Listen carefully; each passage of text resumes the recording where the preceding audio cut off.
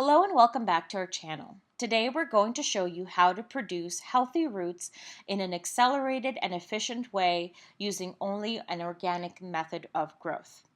As you see, I'm working with a wide variety of plant shoots today, from domestic flowers such as African violet, violet geranium, as well as outdoor flowers such as ivy and other types of tree stems, even store-bought flowers such as rose stems.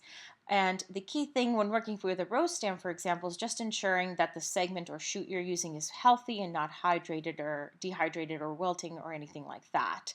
We're also working with some herbs and, like I said, a wide variety of wild and domestic plants. You can also go outside and take a segment off of a rose bush, hydrangea bush, currant, gooseberry, any type of flower you have accessible to you, any type of plant, you can likely reproduce using this method. So it is very well worth giving it a shot and seeing if you're able to do this. Typically, a recommendation for root simulation is the use of synthetic hormones. However, synthetic hormones do have negative side effects on animals and humans, so it's better to avoid and bypass this altogether and use an organic and safe method. For this method, you're going to need to follow 6 steps. The first step is ensuring you have a clean container. If it is sterile, that is optimal, but it doesn't have to be perfect, just close enough and clean enough that it doesn't contaminate the process. The second step is ensuring that you're working with healthy shoots. So do examine the shoot that you're using in order to make sure that there is no bacteria or fungal growth on the shoot and the shoot is healthy and ready to be reproduced. The third step is ensuring that the water that you're working with and using for this growth process is not processed with chemicals. That means avoiding tap water and sticking to filtered or distilled water that does not contain chlorine or other additives that are typically added into drinking water in the average household. The other step, the fourth step, and a very important step, is something called potassium permanganate. This is a very important step, as this substance, which is found in drugstores or can be found in aquarium stores, for example, is antibacterial and a highly potent oxidizer.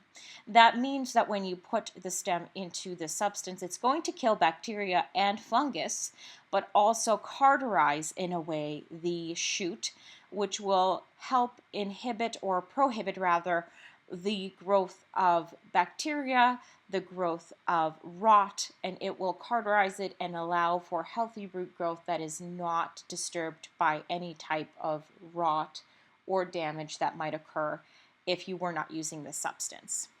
The fifth step is ensuring that you do not pour too much water into the containers. You want to ensure that there's a sufficient amount of oxygen in the containers so that the roots have space to grow and the ability to interact with oxygen that it needs in order to grow healthy, strong, and accelerated roots, as you see here.